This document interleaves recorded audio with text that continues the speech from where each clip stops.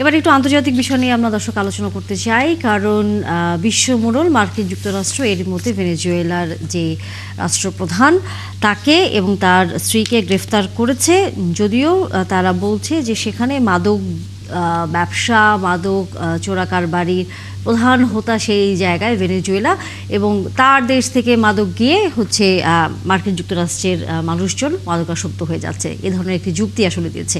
সত্যিকার অর্থেই আসলে এই ভেনেজুয়েলার পেছনে এই হামলা, এই রাষ্ট্র ক্ষমতার পতন নিশ্চয়ই কেন, কি, আমরা সেটি নিয়ে আলোচনা করতে চাই। যুক্ত হয়েছেন আমাদের সাথে অধ্যাপক ডক্টর মোহাম্মদ শফিকুল ইসলাম, প্রভিসি, কিশোরগঞ্জ বিশ্ববিদ্যালয় এবং আন্তর্জাতিক গবেষক। ধন্যবাদ আমাদেরকে সময় দিয়েছেন অধ্যাপক ডক্টর মোহাম্মদ শফিকুল ইসলাম।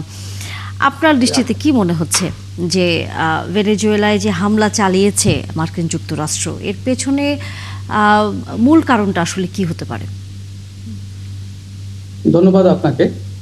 আপনি দেখেছেন যে প্রেসিডেন্ট ট্রাম্প যখন নির্বাচন করেছিলেন এবং নির্বাচনী ম্যানিফেস্টো তখন ঘোষণা করেছিলেন, তখনও তার নির্বাচনী অঙ্গীকার ছিল যে তিনি ক্ষমতায় গেলে ভেনেজুয়েলার বিরুদ্ধে তিনি ব্যবস্থা গ্রহণ করবেন। এবং প্রেসিডেন্ট ট্রাম্প তারই পরিপ্রেক্ষিতে নির্বাচনী অঙ্গীকার এবং বিশেষ করে হুগো চাভেজের পর থেকেই মার্কিন যুক্তরাষ্ট্রের সাথে ভেনেজুয়েলার সম্পর্ক অবনতি ঘটে। আর প্রেসিডেন্ট ট্রাম্প তো আমেরিকা ফার্স্ট এই পলিসি নীতিতে অবিশ্বাস করে। সুতরাং প্রেসিডেন্ট ট্রাম্প মনে করে যে ভেনেজুয়েলা মার্কিন যুক্তরাষ্ট্রের জন্য হুমকি, এবং ভেনেজুয়েলার যে অভিযোগ করা হয়েছে যে তারা ভেনেজুয়েলার প্রেসিডেন্ট এবং ভেনেজুয়েলার যে পার্টি এবং বিশেষ করে কিছু সংগঠনের কথা তিনি উল্লেখ করেছেন, যেমন এই সংগঠনগুলো ক্যাটেল অফ দ্য সানস এবং ট্রেন ডি আরাগুয়া, এরা মানে মাদক চোরাচালানে জড়িত, যেটা মার্কিন যুক্তরাষ্ট্রের জন্য হুমকি স্বরূপ। এছাড়া ওইখানে মানবাধিকার লঙ্ঘন হচ্ছে, গণতন্ত্র ভুলণ্ঠিত হচ্ছে, বিরোধী দলীয় নেতা কর্মীরা নির্যাতনের শিকার হচ্ছে, গুমের শিকার হচ্ছে, বিভিন্নভাবে অপারেশনের শিকার হচ্ছে।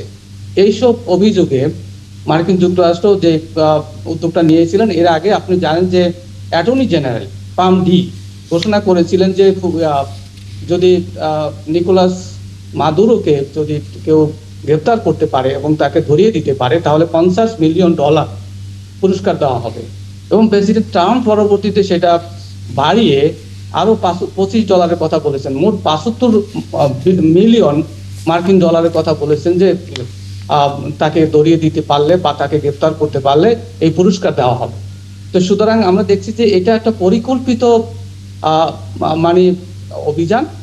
মার্কিন যুক্তরাষ্ট্র যেটা ভেনেজুয়েলা করেছে সেটা একটা পরিকল্পিত অভিযান, এবং অনেক দিনের পরিকল্পনা অনুযায়ী তারা অনেক প্রশিক্ষণ নিয়ে, অনেক প্রস্তুতি নিয়েই এই অভিযান পরিচালনা করেছেন। এবং সেখানকার মূল লক্ষ্য হচ্ছে যে সেখানকার মার্কিন যুক্তরাষ্ট্রের জন্য যে হুমকি, সেই হুমকি মোকাবেলা করা, আর সেখানকার যে সরকার আছে যেটা মার্কিন যুক্তরাষ্ট্রের সাথে বৈরী সম্পর্ক, সেই বৈরী সম্পর্কে সরকারকে উৎখাত করা।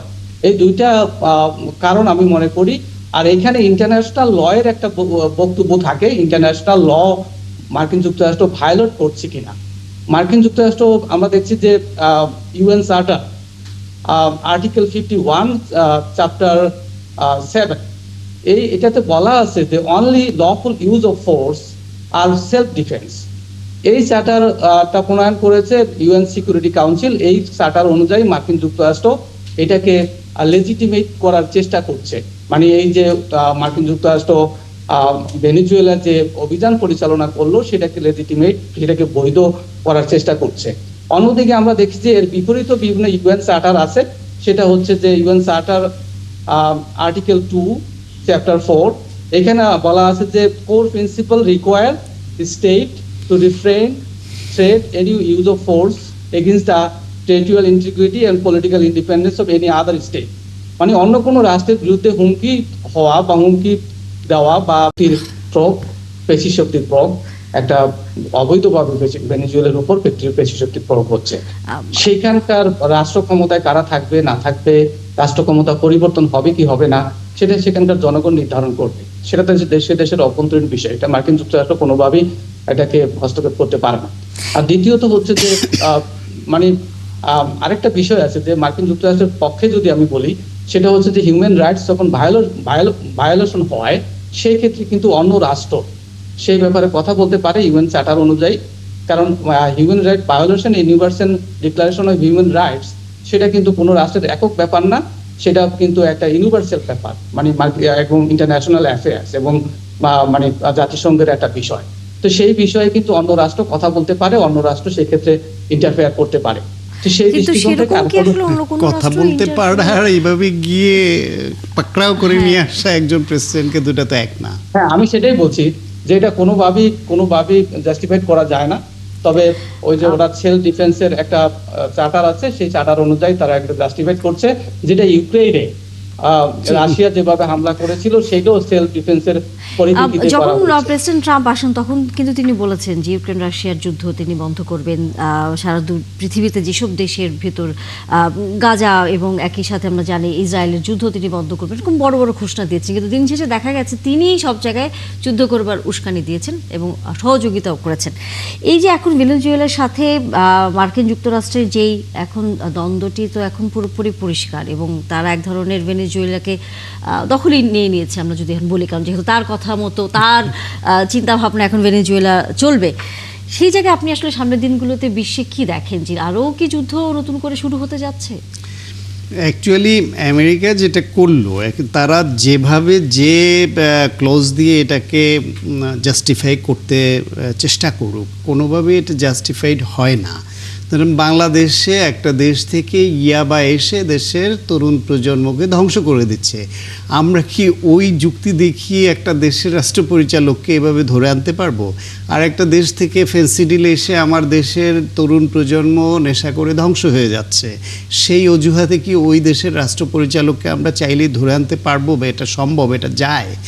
আমেরিকার মেইন কথা হচ্ছে যেই দেশটাকে তারা টার্গেট করে, যেই দেশের কোনো সম্পদের প্রতি তাদের লোভ জাগে, তারা সেই সম্পদ ভোগ দখল করবার জন্য একটা অজুহাত তৈরি করে। সেই অজুহাত তৈরি করে ওইখানে তারা আগ্রাসন চালায় এবং এইভাবে দখল করে নেয়। কার্যত এখন ট্রাম্পের যে পজিশন, তাতে মনে হচ্ছে ট্রাম্প বেসিক্যালি দুইটা দেশের president, say United states of America and United states of Venezuela, দুই দেশের প্রেসিডেন্ট একসঙ্গে। আর ভেনিজুয়েলার ওই যে ভারপ্রাপ্ত প্রেসিডেন্ট, ও হচ্ছে প্রক্সি প্রেসিডেন্ট। এখন তারা মোরল, এইদিকে রাশিয়া তার মতো করে মোরলিপনা করবে, চায়না তার মতো যেখানে দরকার মোরলিপনা করবে, আঞ্চলিক শক্তি হিসেবে ইন্ডিয়া তার মতো মোরলিপনা করবে, ওইখানে আমেরিকা করছে। এবং যখন এই যে এই কারবারগুলো ঘটে, আপনি দেখেন যে সারা পৃথিবী তো তিন ভাগে বিভক্ত। একটা পক্ষ যতই অন্যায় করুক, আমেরিকা এটা করলে তার পক্ষ নেবে, আবার তাদের প্রতিপক্ষ শক্তি আমেরিকা এটার বিরুদ্ধে অবস্থান নেবে, তৃতীয় একটা পক্ষ তারা চুপ থাকবে। ফলে পৃথিবী এই তিন ভাগে বিভক্ত হয়ে গেছে, যাদের শক্তি আছে তারা যা খুশি তাই করছে।